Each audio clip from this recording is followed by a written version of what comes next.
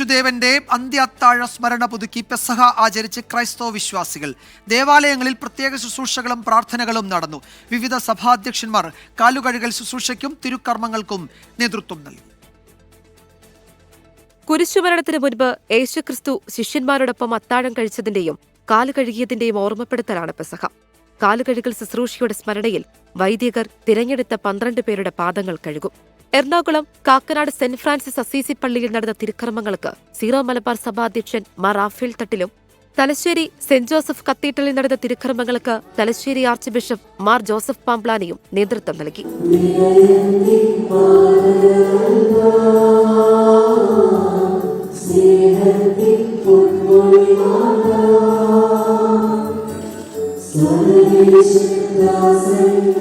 പെസഹ വ്യാഴാഴ്ച അപ്പവും വീഞ്ഞും കർത്താവ് എടുത്ത് മുറിക്കുകയും വാഴ്ത്തുകയും ചെയ്തിട്ട് അന്ന് വരെ ആരും ഒരിക്കലും പറയാത്തൊരു കാര്യം കർത്താവ് പറഞ്ഞു.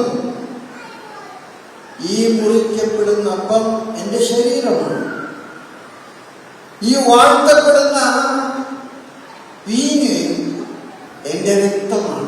കോതമംഗലം വലിയ പള്ളിയിൽ നടക്കുന്ന കാലുകഴുകൽ ശുശ്രൂഷകൾക്ക് യാക്കോബായ സഭാധ്യക്ഷൻ ശ്രേഷ്ഠ ബസേലിയോസ് ജോസഫ് കാതോലിക്ക ബാവ മുഖ്യ കാർമ്മികത്വം വഹിക്കും.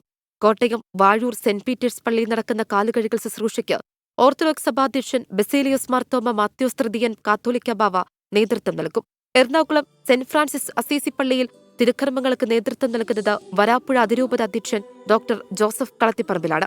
തിരുവനന്തപുരം പട്ടം സെന്റ് മേരീസ് കത്തീഡ്രൽ പള്ളിയിലെ കാലുകഴുകലിനും പെസഹ ശുശ്രൂഷകൾക്കും കർദിനാൾ ബസേലിയോസ് മാർ ക്ലിമീസ് കാത്തോലിക്ക ബാവ നേതൃത്വം നൽകും. വൈകുന്നേരം ക്രൈസ്തവർ വീടുകളിൽ അപ്പം മുറിച്ച് പെസഹ ആഘോഷിക്കും. വിവിധ ബ്യൂറോകൾക്കൊപ്പം 24 കൊച്ചി.